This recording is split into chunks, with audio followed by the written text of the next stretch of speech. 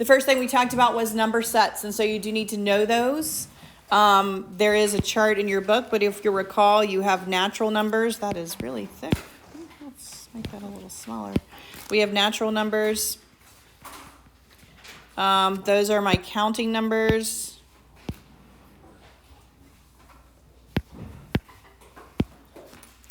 So like 1, 2, 3, 4, 5. Then we have whole numbers. Those start with 0 and 1, 2, 3, 4, 5. Integers, that throws in your negatives. So all of your whole numbers and their opposites. We then have rational numbers. Anything that can be put as a fraction. This is repeating or terminating decimals as well. So anything that can be a fraction. You have anything that is a repeating decimal or a terminating decimal. Those are all rational. In its own little state, you have irrational then. So irrational, which is over on its own little island here. Those are my non-terminating, non-repeating decimals, the things that go on forever. And all of these fall under the umbrella of real numbers. Real. Now, if you see the little codes, you have an N for natural, you have a W for whole, you have a Z for integer, a Q for rational. Irrational is typically I. Sometimes books will say Q prime, and then real is my R. But if you don't remember your codes, you can just write the words. Make sure you are not making up a new set of numbers when you write the word down. Okay, it needs to actually be those words, or it can be those letters. Now, if you're given something like this guy, you want to simplify it first. 0 over 3, it looks like a fraction, but it's a fraction that can be simplified, and it can be simplified to 0. So this equals 0, which means I'm going to look for the smallest that it will fit into, which is whole, and then it will also include everything above that. So if you look at that particular answer key, you're going to see that it is whole, integer, rational, and real. So you find the smallest category that will fall into, the most unique, and then it includes everything above it pretty much. Those were our number sets. From those number sets, we started adding them. So we started adding integers, adding rational numbers. So you do have to remember your positives and negatives. If you're adding the same sign, add and keep the sign. If you are adding different signs, subtract and keep the sign of the larger absolute value. So like for this one right here, we have a negative and a positive. So we're going to subtract those. We're going to say, well, 16 minus 7 gives us 9. And because the 16 was the larger absolute value and it's positive, my answer will stay a positive 9. And so you'll see that your answer there is a positive 9. It does not matter what type of numbers you're adding, you're going to apply those rules, okay? So this next one that I pulled were fractions. I'm still going to have to decide if it's positive and negative. Now with fractions, I would have a little bit more that I have to do because they have to have a common denominator, okay? And in this case, you could actually leave it as a mixed number if you want to. I think all of your answers are in improper fractions. But sometimes if it's a mixed number, people struggle with subtraction with mixed numbers because if you have to borrow, it's a more detailed process. You have to borrow the whole denominator over the denominator. So I typically recommend just doing it as fractions, not as mixed numbers.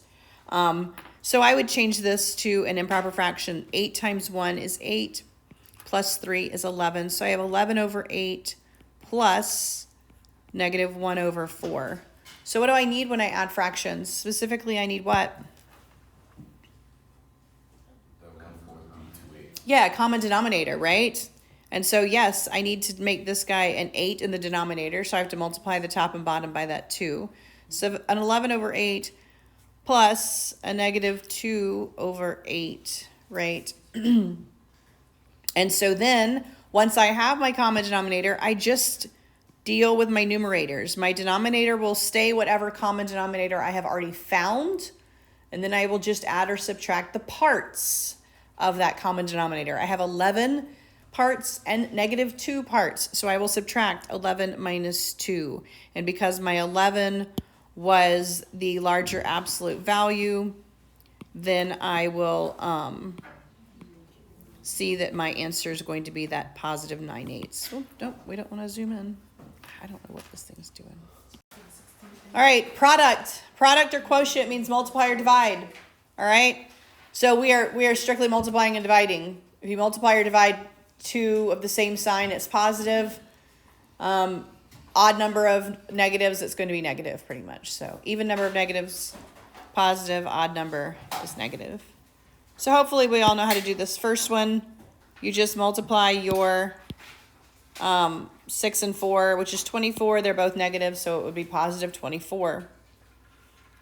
When I look at 19, when you do fractions, you do want to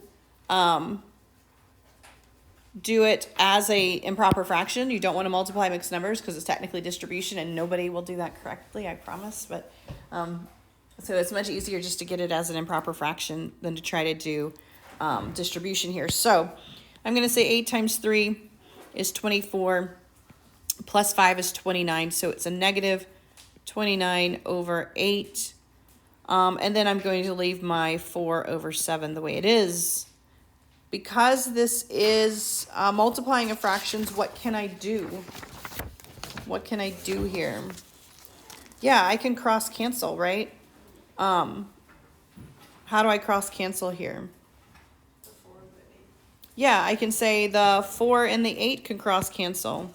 So I have a 1 and a 2. And once I have reduced top to bottom as much as possible, I just multiply across. So I have 29 times 1, 2 times 7. It was a positive times a negative. So my answer here is going to be a negative 29 over 14. Same thing with division. When I divide improper fractions or mixed numbers, I'm going to change them to improper fractions before I start dividing.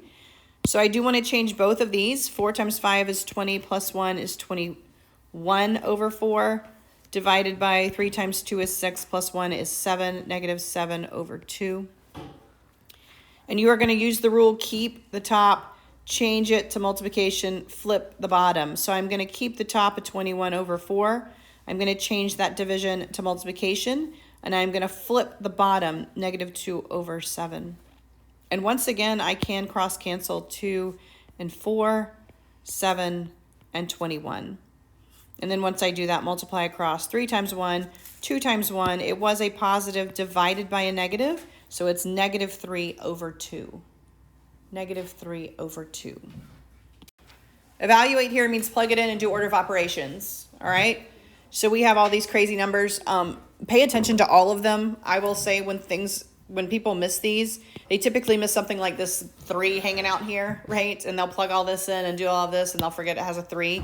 Or sometimes they'll have a plus something at the end, and they'll forget to add the plus whatever at the end. So just pay attention that you write the entire thing out correctly when you do this.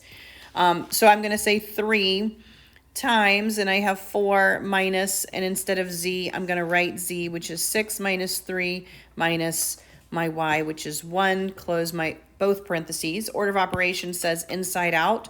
So 6 minus 3 minus 1 is 2. So I have 4 minus 2 there. Order of operations again, parentheses, 4 minus 2 is 2, times that 3. And so my answer here is going to be 6. So you need to know your exponential properties. If you multiply like bases, then you are going to add their exponents. If you divide like bases, you subtract their exponents.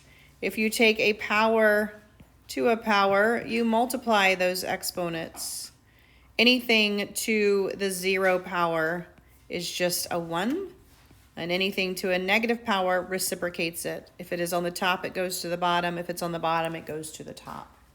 Okay? So you do want to make sure you know those. I also would say that when you have something like this with a fraction, you want to simplify the numerator as much as possible and simplify the denominator as much as possible, and then simplify top to bottom. So for this one, I would do my group, so everything in there needs to be taken to that power. So I have 2 to the 4th power.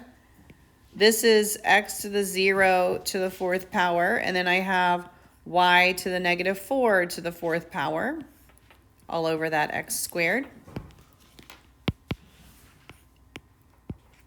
2 to the 4th is just 16.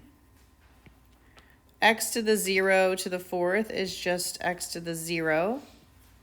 Y to the negative 4 to the 4th is y to the 16th over x squared. Now, before I do anything else, is my numerator as simple as it can be? Well, not really.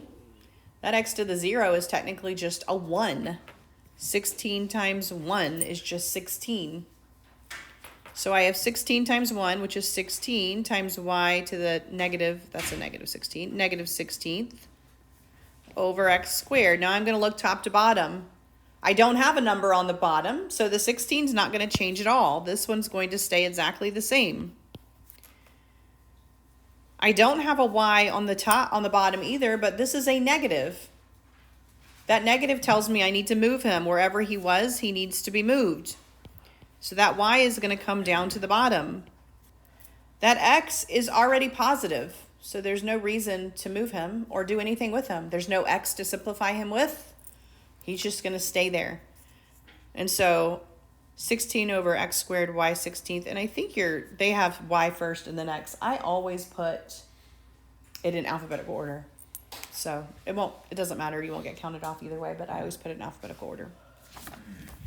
All right, so those are your rules. Just take it one step at a time when you're doing your properties of exponents. All right? From there, we did word problems. We did distance, rate, and time, and then we did mixtures.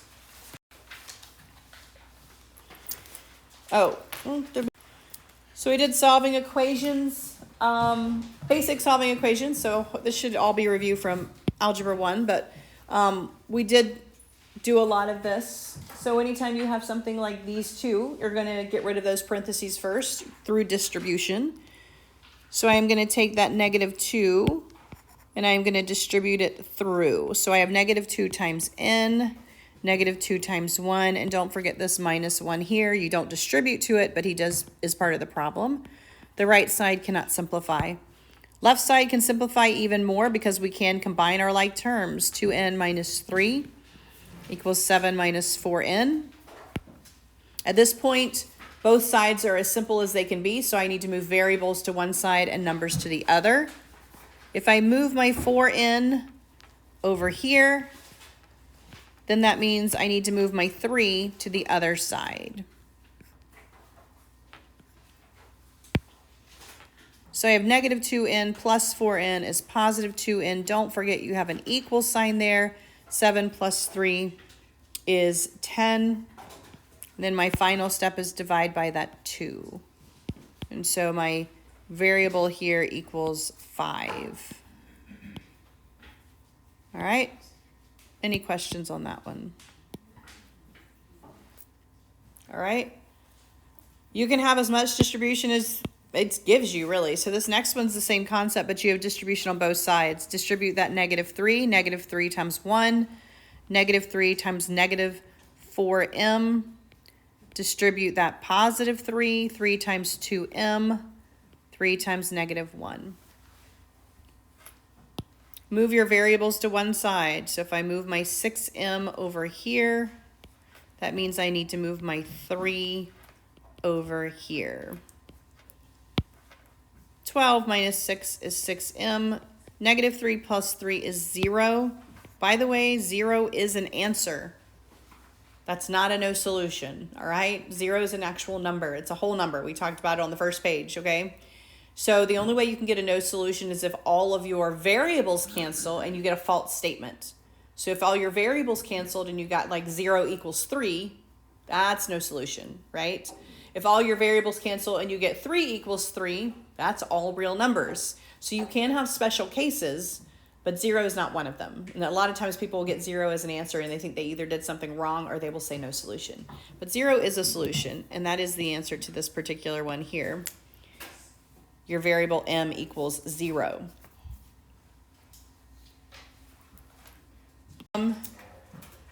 First types, I guess, of word problems that we did were the distance, rate, and times. Nicole left the hardware store and drove toward her friend's house at an average speed of 25 miles an hour. Paul left at the same time, drove opposite direction, average speed of 70. How long does Paul need to drive before they're 190 miles apart?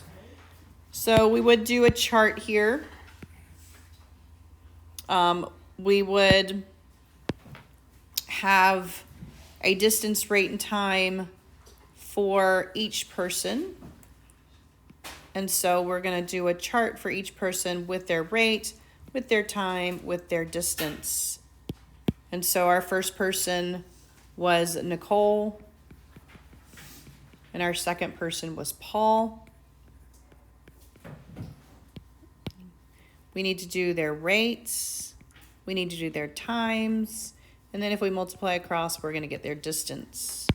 So it says Nicole left and drove at an average speed. That is my rate. Paul left at the same time and drove 70. They do not tell us the time. If they don't tell us something, that is where our variable goes, all right? They left at the same time. So that means they are driving the same number of hours. To get distance, you always multiply across. Her distance is 25x, his distance is 70x. When you see the words opposite direction and they give you this miles apart, you will always add it. Anytime they give you a miles apart, you will add. Any other time, you're going to set them equal to each other. So we would say then 25x plus 70x equals 190. And now we're just solving. Combine your like terms. So we have 95x equals 190. Divide by 95. And we will get x equals 2. You always want to make sure you answered the question. X represented Nicole's time and Paul's time. How long does Paul drive? So we answered the question. How long Paul drove was 2 hours.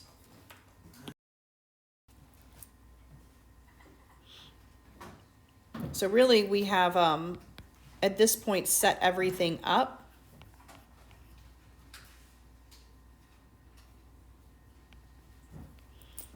We have figured out the two mixtures.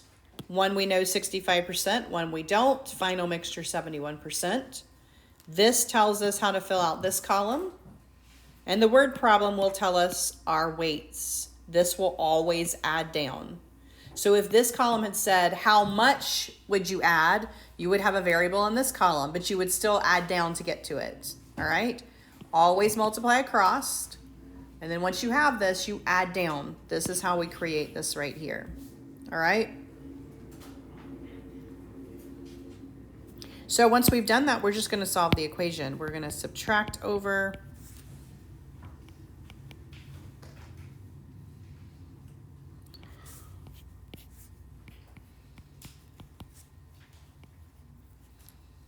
We're going to divide both sides by this. I would reduce this to 3/4, which means I'm going to have 75%. They want this guy in percentage.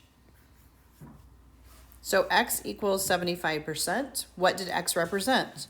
X represented the percentage of my mixture. Now, it's important to know where the x is. X is in the percent column. So you don't want to leave it as 3/4 or even 0.75. Because specifically it asks for the percentage of the mixture, which means your answer should be in percent, right? That's how I knew to convert it to percentage. Because I was like, well, I saw for x is the percent of the mixture. I need to convert 3/4 to a percentage. 3 divided by 4, multiply by 100, right?